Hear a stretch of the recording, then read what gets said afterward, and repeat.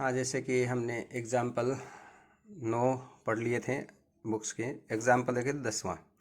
Example 10 में से पहले मैं आपको कुछ बताना चाहता हूँ। उसके लिए देखिए, आप मान लेते हैं कोई फलन है एफ आर से आर में, ठीक है।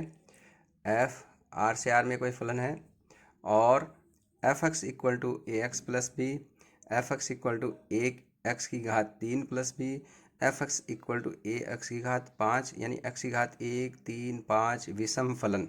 जितने भी विषम घाती इस प्रकार के जितने भी फलन होते हैं आर से आर में, वो एक एक ही आच्छादक फलन होते हैं।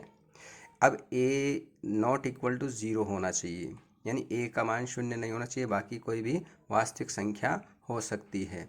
ए अवयव है आर का और बी अवयव है आर का, ठीक है। जैसे for example f x equal to मैं लिखता हूँ 3x की घात 3 प्लस 5, या F x equal to 8x की घात 5 माइनस 7, ठीक है। इस प्रकार की घात 3 घात 5, ए का मान 3, बी का मान 5, ए का मान 8, बी का मान -7 है, ठीक है। अब आच्छादक की परिभाषा क्या होती है? आच्छादक की परिभाषा जैसे मैं कहता हूँ एफ ए से बी में आच्छादक फलन, इसको सिद्ध करना है हमें। तो आच्छादक फलन सिद्ध करने के लिए हमें ये सिद्ध करना पड़ता है प्रत्येक बी अवयव है बी, यानी कि सहप्रांत, इम्प्लाइज दैट ए अवयव है A there exist, A implies that there exist A अवयव है ए, और इस प्रकार की F A equal to A, ये है आपके F A equal to B. ये आपके आच्छादक फलन की परिभाषा है। अर्थात एफ ए से आच्छादक एफ ए से बी में आच्छादक फलन होता है यदि हम ये लाइन सत्यापित कर दें।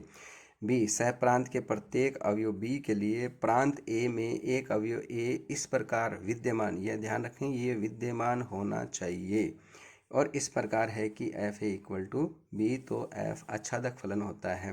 अब जैसे ऊपर वाला जैसे हम फलन लेते हैं, जैसे ये फलन है, ठीक है। यहाँ पर ये हम लेते हैं आर से आर में फलन दिया गया है, तो प्रत्येक मैं ले लेता हूँ वाई अवयव है आर, यानी कि सहप्रांत। एफ आर से आर में मान लेते हैं फलन परिभाषा, तो सहप्रांत कौन है? आर, तो आर का अवयव मैंने वाई लिया है। इम्प्लाइज दैट, यही भाषा मैं लिखता हूँ, इम्प्लाइज दैट देयर एग्जिस्ट। यहाँ पर अब जो प्रांत का अवयव है वो इसके ऊपर डिपेंड होना चाहिए, वाई के अकॉर्डिंग होना चाहिए। तो वाई के अकॉर्डिंग कैसे? जैसे मैं इसको वाई के बराबर मान लेता हूँ, तो हमें ये ध्यान रखना है कि एक्स हमेशा प्रांत का अवयव और वाई सहप्रांत का अवयव। तो सहप्रांत का अवयव वाई लिया है, तो एक्स का मान क्या आएगा? देखो एक्स का मान इससे ज्ञात करते हैं। पहले 5 को पक्षांतर कर दें तो यह आएगा y-5, फिर y-5 बटा 3, और इसकी घात हो जाएगी, ये 3 घात का पक्षांतर करते हैं, घात 1/3, ठीक है। तो जैसे 3x³ बराबर y-5, और x³ बराबर आएगा y-5/3, और ये घात 3 का पक्षांतर करेंगे तो x बराबर आएगा y-5/3 की पावर 1/3। अब ये जो है विद्यमान होना चाहिए किसका? प्रांत में। प्रांत कौन? आर का अवयव होना चाहिए, ये ध्यान रखें। इस पर ध्यान नहीं देते हैं विद्यमान पर, इसलिए ये आच्छादक फलन समझ में नहीं आता। ये इस वाई अवयव आर के लिए, सह प्रांत के प्रत्येक अवयव के लिए ये जो है प्रांत में आर में विद्यमान होना चाहिए। तो ध्यान रहे, अब हम जांच करते हैं ये विद्यमान है या नहीं। जैसे देखो वाई क्या है? आर का अवयव, यानी कि वाई वास्तविक है। 5 घटाते हैं वास्तविक होगा, 3 का भाग लगाते हैं तो वास्तविक संख्या, और वास्तविक संख्या का घनमूल हमेशा वास्तविक संख्या होती है, इसलिए ये क्या है? विद्यमान है। अब विद्यमान है तो अब हमारी आगे वाली लाइन है इस प्रकार कि एफ, और यहाँ पर हमेशा प्रांत का अवयव, प्रांत का अवयव ये लिया हमने, तो यहाँ पर प्रांत का अवयव लो y-5/3 की पावर 1/3। ये वाई एफ प्रांत का अवयव इक्वल टू सह प्रांत का अवयव इक्वल टू वाई आना चाहिए।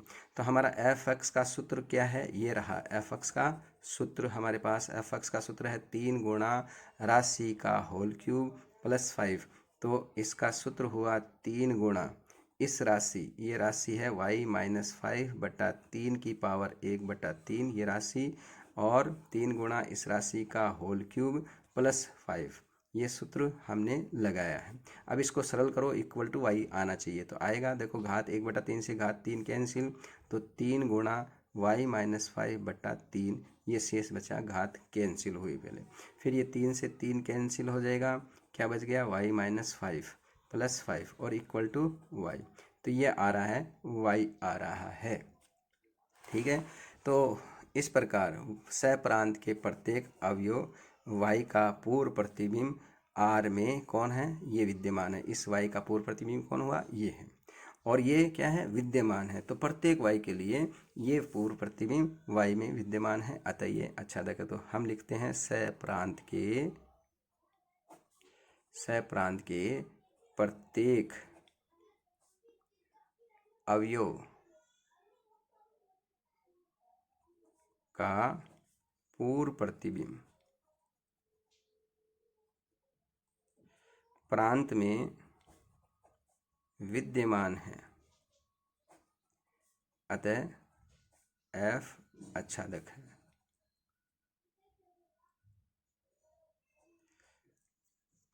ठीक है, तो ये फलन क्या हुआ, आच्छादक फलन हुआ।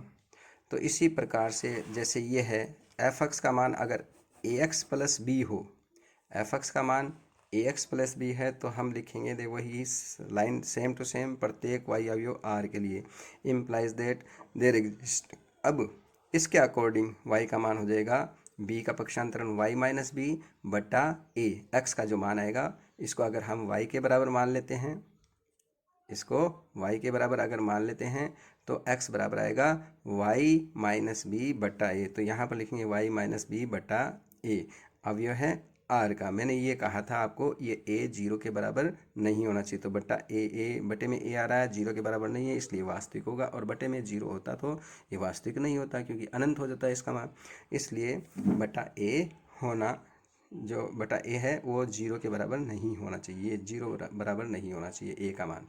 बी का मान 0 हो सकता है लेकिन ए का मान 0 नहीं होना चाहिए। तो इस प्रकार के जितने भी फलन हैं, तो यहाँ पर फिर अगर ये आता है तो y माइनस बी बटा ए लिखेंगे, ये आता है तो y माइनस बी बटा ए की पावर 1/3 लिखेंगे, और ये प्रश्न आता है तो y माइनस बी बटा ए की पावर 1/5 लिखेंगे, और ये सारी की सारी क्या होती है, इस प्रकार की सब की सब वास्तविक संख्या। ऐसे जितने भी प्रश्न हैं वो आप ये सिद्ध कर सकते हैं, ये सारे प्रश्न कर सकते हो। ठीक है, अगर ये प्रश्न समझ में आ गया तो इस प्रकार के जितने भी प्रश्न आपको दें, इस प्रकार से आप सत्यापित कर सकते हैं कि आच्छादक फलन होता है। तो ध्यान रहे, एक तो ये लाइन इस बात में, इसमें आपको एक तो ये याद रखना है ये सप्रांत का अवयव, और यहाँ पर इस फलन को y के बराबर मानकर जो x का जो मान आता है वो लिखना है, वो प्रांत का अवयव ये क्या होना चाहिए, विद्यमान होना चाहिए। और फिर अंतिम लाइन जो है वो इस प्रकार, ये जब हम y के बराबर लेकर इसको लेते हैं तो ये y के बराबर निश्चित रूप से आएगा।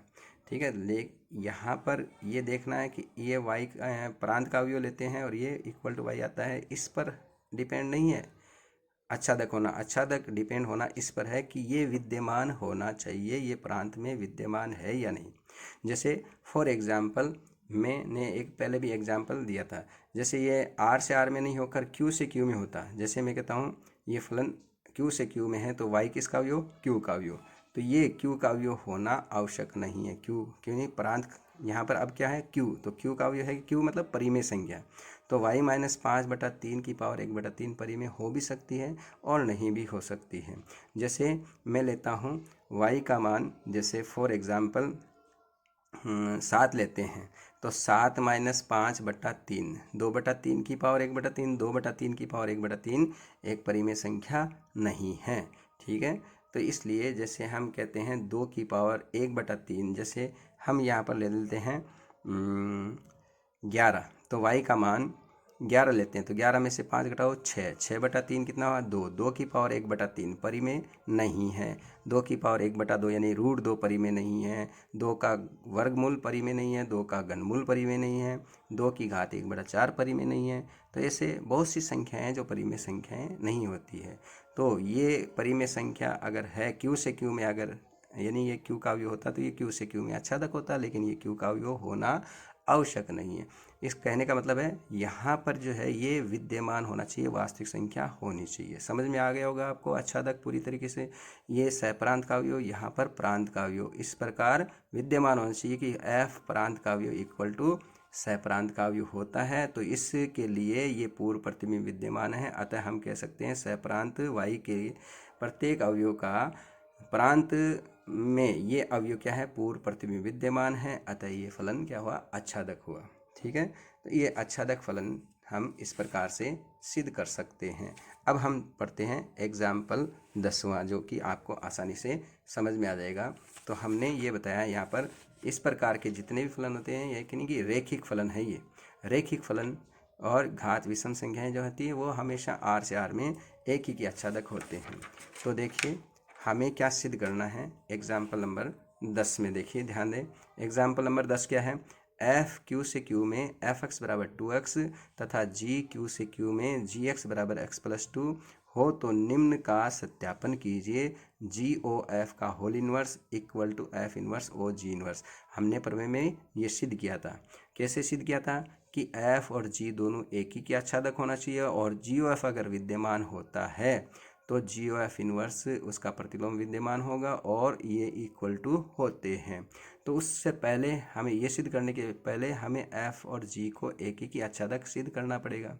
तो बहुत बड़ा प्रश्न हो जाएगा, पहले एफ को एक ही की, फिर जी को एक ही की सिद्ध करो, फिर जी ओ एफ को एक ही की सिद्ध करो, फिर एफ इनवर्स जी इनवर्स और ये ज्ञात करो, और फिर इन दोनों को बराबर सिद्ध करो।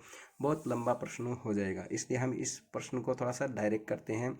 अभी हमने बताया था एग्जाम्पल के रूप में एफ R से R में है, और रेखिक फलन ए एक्स प्लस बी, जो रेखिक फलन है वो एक ही की आच्छादक फलन होते हैं, घात एक वाले रेखिक फलन होते हैं। तो ये ए एक्स प्लस बी के रूप में है, ए का मान 2, बी का मान 0 है, ए का मान 1, बी का मान 2 है।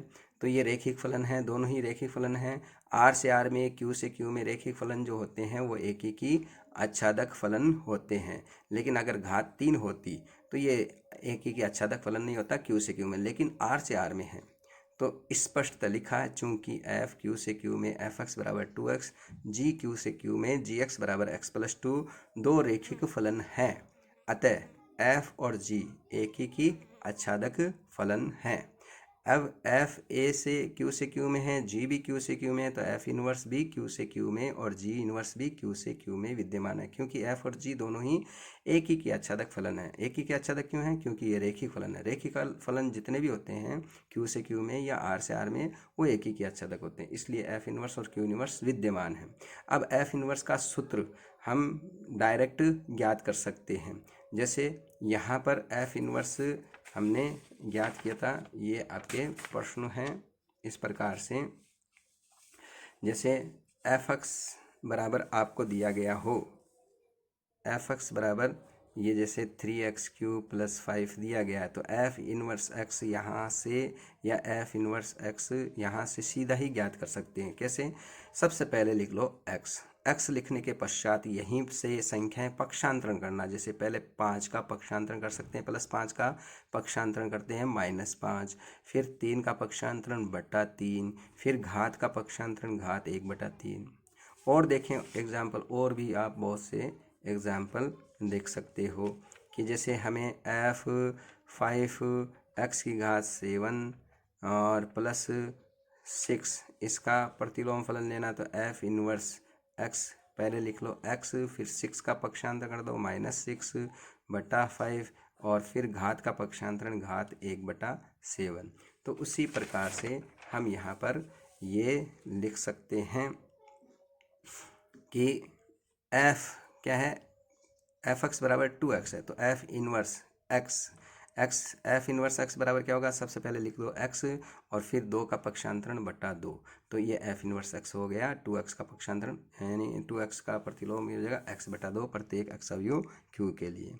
अब हम gx बराबर x प्लस 2 दिया गया है, तो gx बराबर x प्लस 2, तो जी इनवर्स x बराबर क्या होगा, gx पहले हम लिख दो x लिख दो, फिर +2 का पक्षांतरण हो गया -2 प्रत्येक x अवयव q के। तो डायरेक्ट निकालना है आपको, ठीक है। डायरेक्ट नहीं निकाला, आप मानकर करोगे तो बहुत लंबा प्रश्न हो जाएगा। इतना लंबा प्रश्न नहीं करना है, क्योंकि इस चैप्टर में से 2 नंबर का प्रश्न केवल आता है, तो डायरेक्ट करेंगे इस प्रश्न को, ठीक है। तो एफ इनवर्स x प्राप्त हो गया, जी इनवर्स एक्स प्राप्त हो गया। इससे हम एफ इनवर्स जी इनवर्स एक्स ज्ञात कर सकते हैं। अब प्रश्न आता है जी ओ एफ। तो जी ओ एफ का प्रतिलोम विद्यमान तब होगा जब जी ओ एफ एकी की आच्छादक होगा। तो हमने पर में पढ़ा था, दो एकी की आच्छादक फलनों का संयोजन एकी की आच्छादक होता है। इसलिए जी ओ एफ भी क्यू से क्यू में क्या है, एकी की आच्छादक, क्योंकि एफ एकी की आच्छादक है, जी एकी की आच्छादक है, दोनों ही क्यू से क्यू में है। तो जी ओ एफ इनका संयोजन भी क्यू से क्यू में एकी की आच्छादक है, और ये एकी की आच्छादक है, इसलिए इसका प्रतिलोम यानी कि जी ओ एफ इनवर्स क्यू से क्यू में विद्यमान है। अब जी ओ एफ इनवर्स क्यू से क्यू में विद्यमान है और हमें इसको एफ इनवर्स और जी इनवर्स के बराबर सिद्ध करना, तो ये भी क्यू से क्यू में होना चाहिए। तो फिर से देखो, फिर से लिखा है पुनः जी इनवर्स क्यू से क्यू में विद्यमान है और एफ इनवर्स क्यू से क्यू में विद्यमान है, इसलिए इनका संयोजन एफ इनवर्स और जी इनवर्स क्यू से क्यू में है। तो दोनों के देखो प्रांत बराबर, दोनों के सहप्रांत, तो ये लाइन लिखी है इस प्रकार, जी ओ एफ इनवर्स तथा एफ ओ इनवर्स दोनों के प्रांत क्यू हैं तथा सहप्रांत क्यू हैं। अब किसी वैल्यू के लिए ये सिद्ध करना है दोनों बराबर होने चाहिए। तो सबसे पहले जी ओ एफ इनवर्स एक्स निकालने के लिए हमें पहले जी ओ एफ एक्स ज्ञात करना पड़ेगा, उसके पश्चात हम जी ओ एफ इनवर्स निकाल सकते हैं। तो देखो जी ओ एफ एक्स पहले ज्ञात किया गया है। जी ओ एफ एक्स बराबर जी ओ को हटाकर कोष्टक लगाएं, एफ एक्स का मान कितना है, 2x ऊपर आपको दिया गया है, एफ एक्स के स्थान पर 2x रख दिया। देखो ये एफ एक्स का मान आपको दिया गया है 2x, एफ एक्स बराबर 2x दिया गया है, तो एफ एक्स का मान हमने रख दिया यहाँ पर 2x रख दिया, तो जी टू एक्स। अब जी एक्स का मान है x प्लस 2, तो जी टू एक्स का मान हो गया 2x प्लस 2। देखो जी एक्स का मान दिया गया है आपको x प्लस 2, तो जी टू एक्स का मान हो जाएगा 2x प्लस 2, तो यहाँ पर जी टू एक्स का मान 2x प्लस 2।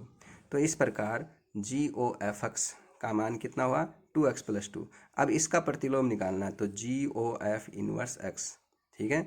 तो इसका प्रतिलोम निकालना है, सबसे पहले लिख दो x। अब ये किसके बराबर है, इसके बराबर है, इसी में से ज्ञात करेंगे। तो पहले प्लस 2 का पक्षांतरण -2, फिर 2 गुणे में 2 है तो बटे में 2, प्लस 2 का पक्षांतरण -2, गुणे में 2 है तो भाग में आ जाएगा 2। तो इसका प्रतिलोम जो होगा वो हो गया x - 2 बटा 2। तो जी ओ एफ इनवर्स x का मान ये प्राप्त हो गया। अब हम एफ इनवर्स ओ जी इनवर्स ज्ञात करेंगे। तो एफ इनवर्स ओ जी इनवर्स के बराबर इसको सिद्ध करना है, तो इसका मान निकालेंगे। तो कोष्टक हटाया, जी इनवर्स एक्स का मान क्या है, वो ऊपर हमने लिखा है। जी इनवर्स एक्स का मान देखो ये रहा, जी इनवर्स एक्स का मान x - 2। तो जी इनवर्स एक्स के स्थान पे x - 2 रखने पर जी इनवर्स एक्स के स्थान पे x - 2 रख दिया, तो एफ इनवर्स x - 2। अब एफ इनवर्स एक्स का सूत्र क्या है, x बटा 2। तो जी इनवर्स एफ इनवर्स x - 2 का मान हो जाएगा x - 2 बटा 2। तो एफ इनवर्स x - 2 का मान हुआ x - 2 बटा 2। इस प्रकार एफ ओ जी इनवर्स x का मान हमने ज्ञात किया x - 2 बटा 2 प्रत्येक अक्षावयव q के लिए। तो देखो समीकरण नंबर 3 और 4 से देखो, ये x - 2 बटा 2 है और ये भी x - 2 बटा 2 है, इसलिए दोनों क्या हुए, इक्वलेंट हुआ। दोनों तरफ से x हटाने पर जी ओ एफ का whole inverse equal to F inverse O ji inverse ये प्राप्त हुआ। ठीक है, तो इस प्रकार समीकरण नंबर 3 और 4 से हमने ये एफ जी ओ एफ का होल इनवर्स एक्स और एफ इनवर्स ओ जी इनवर्स एक्स ये इक्वल टू है। तो ये देखिए इनके प्रांत बराबर, सह प्रांत बराबर, ये वैल्यू बराबर हैं। तो ये एक्स दोनों तरफ हटाने पर दोनों फलन क्या हुए, तुल्य फलन हो गए। तो इस प्रकार ये सत्यापित हुआ।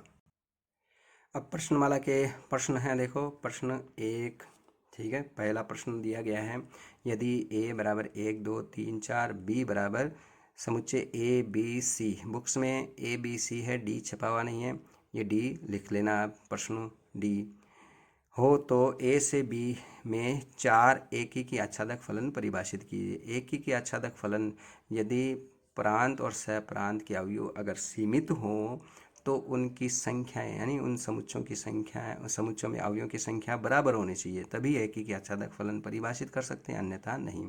तो बुक्स में 3 अवयव दिए गए हैं ए बी सी, ये चौथा अवयव आप लिख लेना एक डी, क्योंकि दोनों में अवयवों की संख्या समान होनी चाहिए एकी की आच्छादक के लिए।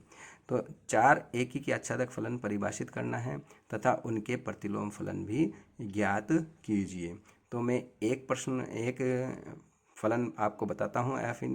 F1 का इन्वर्स F1 एक ही के आच्छादक और उसका इन्वर्स मैं बताऊंगा। आपको 4 अन्य ज्ञात करना। इसी प्रकार से मैं आपको बता दूंगा, हिंट दे दूंगा कि किस प्रकार ज्ञात करना। जैसे मैंने ये प्रश्न आपको क्वेश्चन नंबर 1 के लिए फलन F, ठीक है, F1 ए से बी पर एक विचार करेंगे हम। ये समुच्चय ए के अवयव 1 2 3 4 और बी के अवयव ए बी सी डी, ठीक है।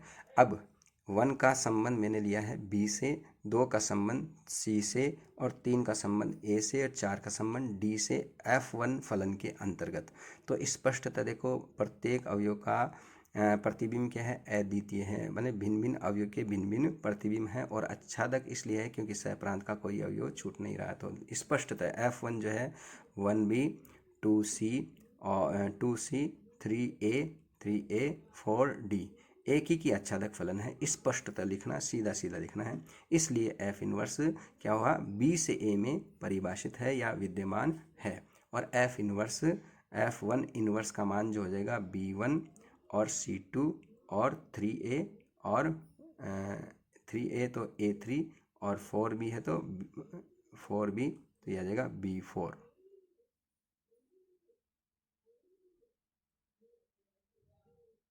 ठीक है, B4। 1B तो आ जाएगा B1, 2C तो यह आएगा C2 और 3A तो A3 और 4B तो B4, इसका जस्ट अपोजिट। तो इसी प्रकार से आप F2 कोई भी, जैसे आप 1 का A से संबंध करा दो, 2 का B से, 3 का C से, 4 का D से, सीधा सीधा संबंध करा दो तो F2 हो जाएगा वो। और F3 अब 1 का A से, 2 का C से, 3 का B से, 4 का D से, कैसे भी संबंध, क्योंकि ये 4 अवयवों वाला है तो फैक्टोरियल 4 यानी कि आपके 24 एक ही की आच्छादक फलन परिभाषित कर सकते हैं। उसमें से आपको 4 ही लेना है, तो कोई भी 4 आप दिखा सकते हो इसमें से। जैसे 1 का D से संबंध कर दो, 2 का B से, 3 का A से और 4 का आप C से परिभाषित कर संबंध सिद्ध कर बना दो। तो कोई भी आप F1 F2 F3, तो इस प्रकार आप F2 इनवर्स, F3 इनवर्स और F4 इनवर्स समय ज्ञात कर सकते हो, ठीक है। तो प्रश्न 1 क्लियर हुआ। अब हम आते हैं प्रश्न नंबर 2 पर। तो प्रश्न नंबर 2 हमने पढ़ा था बुक्स में एग्जाम्पल नंबर 9। तो देखो, एक तो है क्वेश्चन नंबर 2, एक है क्वेश्चन नंबर 3, एक क्वेश्चन नंबर 5 और एक क्वेश्चन नंबर 7वें का आपके तीसरा। ये तीनों ही एग्जाम्पल नंबर 9 के अकॉर्डिंग हैं। तो एग्जाम्पल 9 के तो ये देखो पूछा क्या है, तो फलन F R से R में है, Fx बराबर x³ - 3। एग्जाम्पल में था x³ + 2, ठीक है। तो सिद्ध कीजिए कि F इनवर्स विद्यमान होगा तथा F इनवर्स का सूत्र भी ज्ञात करो। जैसे आपने एग्जाम्पल किया है सेम वैसे ही आपको सत्यापित करना। उसके पश्चात F इनवर्स 24 का मान निकालना। तो कैसे सिद्ध करते हैं ये भी हम बता चुके हैं। F इनवर्स 24 बराबर x मान लो, Fx बराबर 24, तो x का जो मान आएगा वो F इनवर्स 24 हो जाएगा। इसी तरह F इनवर्स 5 बराबर x मानकर, और इस प्रकार से आप कर सकते हो। तो इसको हम क्वेश्चन नंबर 2 के लिए हमें क्या करना पड़ेगा, एग्जाम्पल नंबर 9 के अनुसार पहले उसको एक ही की फलन सिद्ध कर दो, फिर आच्छादक फलन सिद्ध कर दो, फिर F इनवर्स का सूत्र, और उसके पश्चात F इनवर्स 24 और F इनवर्स 5 के मान निकाल लो। यानी 4 पार्ट में ये प्रश्न होगा। 4 ये दो पार्ट हो गए, तो ये 5 पार्ट में प्रश्न हो जाएगा। पहले F को एक ही सिद्ध करो, फिर आच्छादक, फिर F इनवर्स का सूत्र। तो ये है एग्जाम्पल नंबर आपके 9 के अकॉर्डिंग है। और question number 2, question number 3, question number 5 और 7वें का तीसरा, ठीक है। देखो इसमें क्या क्या अंतर है वो मैं बता देता हूँ आपको। देखो यहाँ पर क्या है, Fx बराबर 2x - 3 है, तो ax + b जैसे होता है वैसे ही है। a का मान 2, b का मान -3 है। तो देखो ये क्वेश्चन आपके तीसरे का पहला और 5वां क्वेश्चन ax + b, अगर मैं a का मान 2 रख दूँ, b का मान -3, तो क्वेश्चन नंबर तीसरे का पहला और 5वां सेम प्रश्न बन जाता है, ठीक है। a ≠ 0 यानी a का मान 3 है, 3 0 के बराबर नहीं है, तो सेम प्रश्न है ये, ठीक है। तो यहाँ पर सेम उसी प्रकार से आपको करना है। अगर हम आच्छादक एक ही सिद्ध करते हैं, f(x1) बराबर f(x2) लेते हैं, x1 बराबर x2, आच्छादक y अवयव अगर हम सहप्रांत का लेते हैं तो इसका अपोजिट आएगा अवयव y प्लस 3/2, इसका अपोजिट अवयव आएगा y माइनस 5 की पावर 1/3। ठीक है, तो इस प्रकार से आप कर सकते हो। और क्वेश्चन नंबर देखो सातवां, देखो सातवां का में क्या है, a और b इक्वल टू आर है।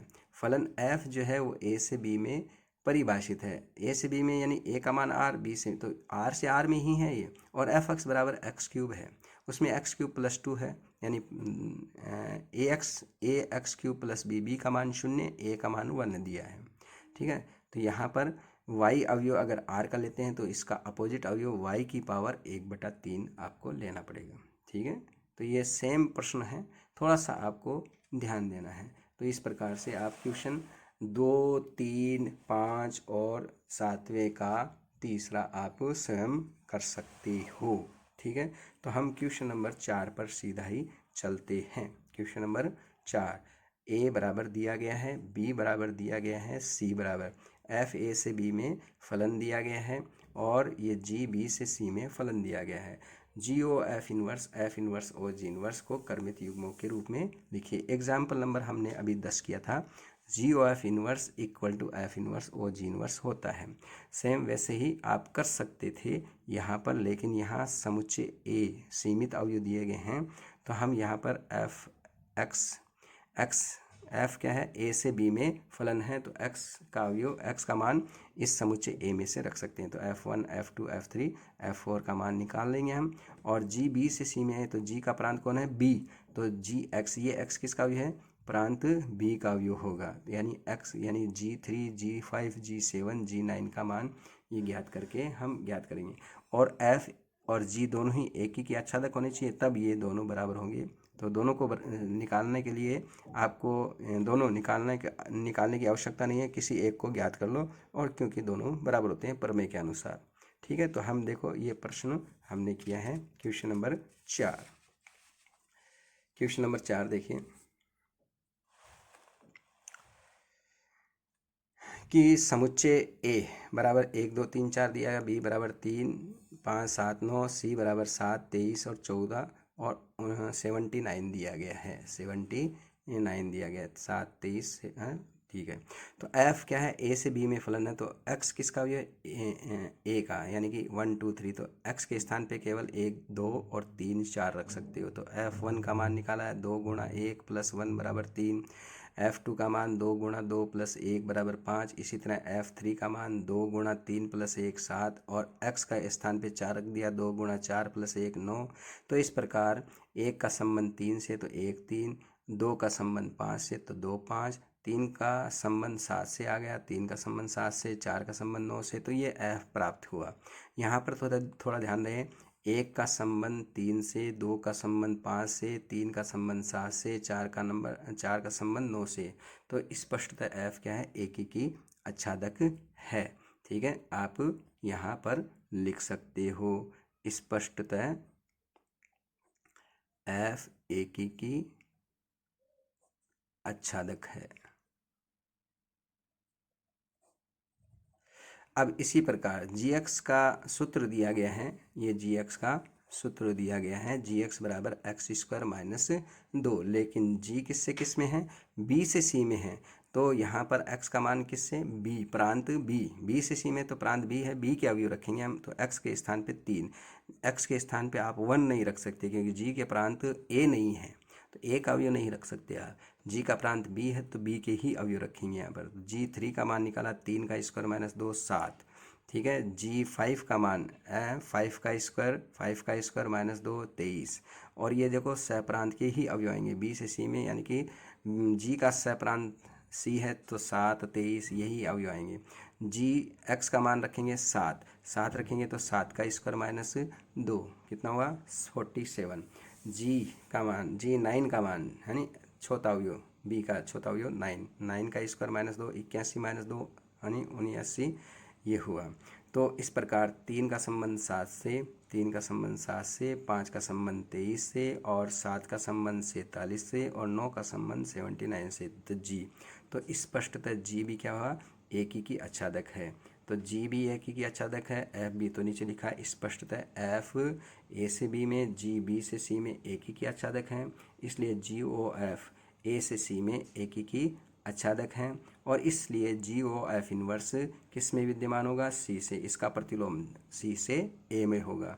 और प्रमेय के अनुसार एफ इनवर्स भी विद्यमान है और जी इनवर्स भी विद्यमान है। ठीक है, तो एफ इनवर्स ओ जी इनवर्स भी सी से ए में विद्यमान होगा प्रमेय के अनुसार। ठीक है, और तथा जी ओ एफ का होल इनवर्स बराबर एफ इनवर्स ओ जी इनवर्स, ये बराबर हैं किससे, प्रमेय से। तो केवल हमें या तो इसकी वैल्यू निकाल लो या इसकी वैल्यू निकाल लो। हम इसकी वैल्यू निकालेंगे और इसकी वैल्यू आप लिख सकते हो, या इसकी वैल्यू ज्ञात करके और निकाल लो, किसी एक की वैल्यू निकालनी है क्योंकि दोनों ही क्या हैं, इक्वलेंट हैं। तो हमें ज्ञात करने के लिए एफ इनवर्स और जी इनवर्स ज्ञात करने के लिए हम पहले एफ इनवर्स और जी इनवर्स निकालेंगे। तो एफ हमने अभी ज्ञात किया था, 1 का 3 से संबंध, 2 का 5 से संबंध, 3 का 7 से संबंध, 4 का 9 से संबंध, और ये क्या है, एक ही की आच्छादक है, एक ही की आच्छादक है। इसलिए एफ इनवर्स क्या हो जाएगा, 3 1 5 2, इसका व्युत्क्रम 5 2 और 7 3 हो जाएगा, 4 9 का व्युत्क्रम 9 4, तो एफ इनवर्स ये हुआ। तो एफ इनवर्स 3 का मान, एफ इनवर्स 3 का मान कितना, 1, ये एफ इनवर्स 5 का मान कितना हुआ, 2, और एफ इनवर्स 7 का मान, एफ इनवर्स 7 का मान 3, और एफ इनवर्स 9 का मान कितना हुआ, 4। फिर से जी ज्ञात किया था हमने, 3 7 5 23 कर्मितियों के रूप में, 7 47 9 और 79, ठीक है 79। तो जी इनवर्स 7 3 हो जाएगा, इसका व्युत्क्रम 23 5 और इसका व्युत्क्रम 47 7, इसका व्युत्क्रम 79 9। तो जी इनवर्स 7 का मान हो गया 3, जी इनवर्स 23 का मान हो गया 5, जी इनवर्स 47 का मान 7 और जी इनवर्स 79 का मान 9। अब एफ इनवर्स ओ जी इनवर्स किससे किस में है, सी से ए में परिभाषित है, अर्थात यहाँ पर सी के अवयव रख सकते हैं। तो सी के अवयव हमें दिए गए हैं 7 23 47 और 79। तो 7 47 79 का मान ही निकाल सकते हैं। एफ इनवर्स ओ जी इनवर्स 1 का मान नहीं निकाल सकते आप, क्योंकि इसका प्रांत ए नहीं है, इसका प्रांत कौन है, सी है। तो सी के ही अवयव, यानी हमेशा ध्यान रहे प्रांत के ही अवयव आते हैं, फलन के प्रांत के अवयव। तो यहाँ फलन कौन है, उसके प्रांत के अवयव। तो यहाँ पर एफ इनवर्स ओ जी इनवर्स है, इसलिए इसका प्रांत कौन है, सी है। तो सी का अवयव 7, तो देखो ये ओ को हटाया, जी इनवर्स 7, जी इनवर्स 7 का मान देखो ये रहा 3, तो ये हुआ 3 यहाँ पर रखेंगे तो एफ इनवर्स 3 बनेगा।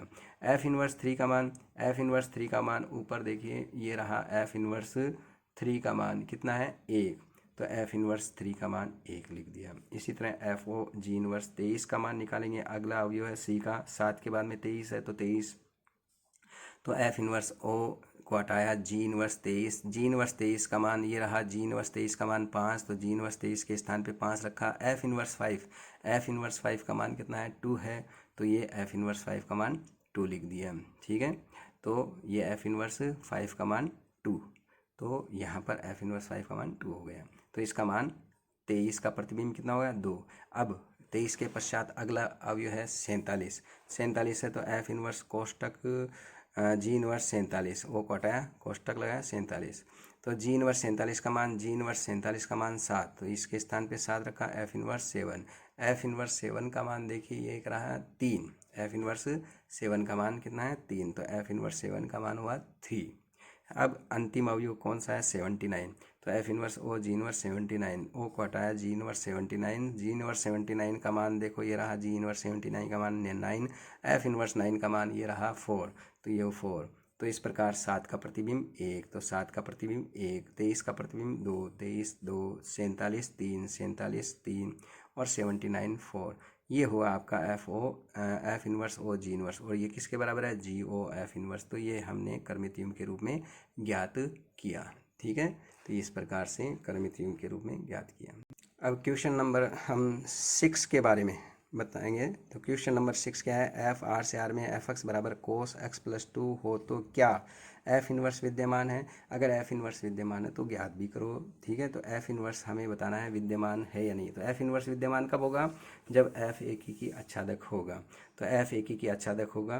तो यहाँ पर मैंने ये क्वेश्चन नंबर 6 हल किया है कि सबसे पहले हम एक ही की सिद्ध करेंगे, लेकिन कोस साइन और टेन त्रिकोणमितीय फलन में बहुत से ऐसे अवयव होते हैं जिनके प्रतिबिंब क्या होते हैं, समान होते हैं। ठीक है, जैसे फर्स्ट पार्ट में कोस धनात्मक और छोटे पार्ट में धनात्मक होता है। ठीक है, तो एक ही वैल्यू प्राप्त होती है।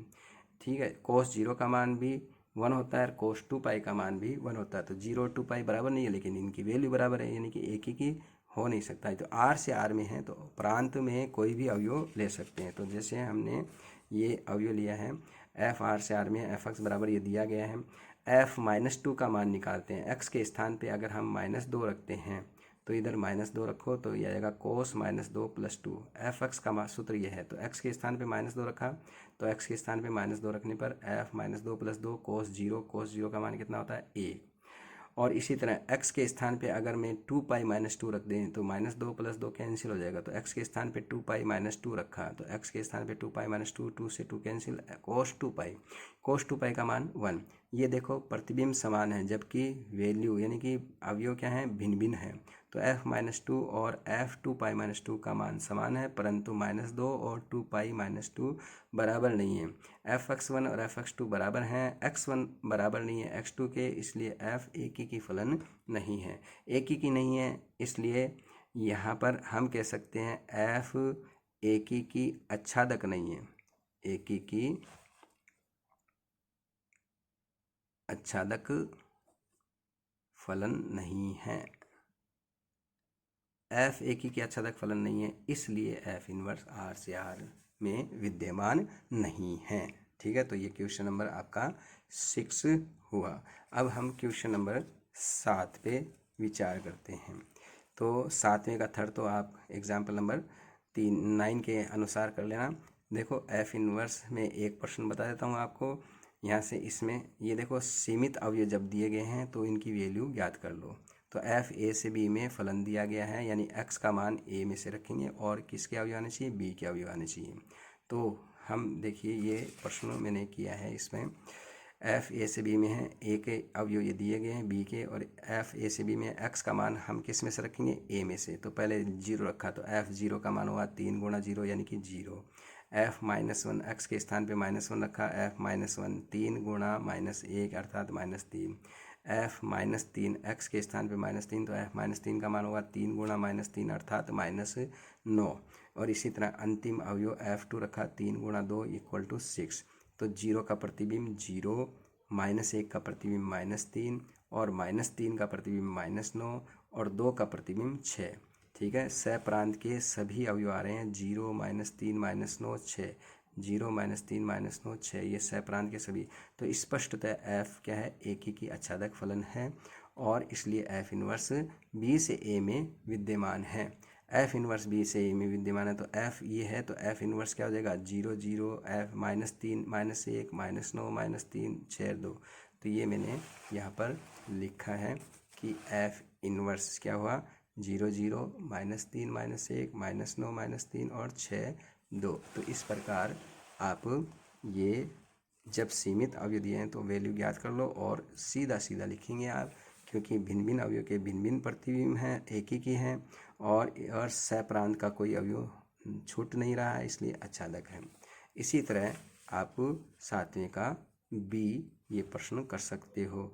एक्स का मान पहले क्या रखोगे 1, तो 1 का प्रतिबिंब 1, 3 का प्रतिबिंब क्या आ जाएगा 9, 5 का प्रतिबिंब 25, 7 का प्रतिबिंब 49, 9 का प्रतिबिंब 81। तो फलन एक ही की तो है लेकिन आच्छादक नहीं है, क्योंकि 0 नहीं आ रहा है। सप्रांत का अवयव क्या है 0 छूट रहा है, तो हम लिखेंगे चूंकि 0 अवयव है बी, ए के किसी भी अवयव का प्रतिबिंब नहीं है, इसलिए f आच्छादक नहीं है। f आच्छादक नहीं है, इसलिए f इनवर्स b से a में विद्यमान नहीं है। ठीक है, तो इस प्रकार ये आपका प्रश्नमाला कंप्लीट हो गई। ठीक है, ये आप कर सकते हैं।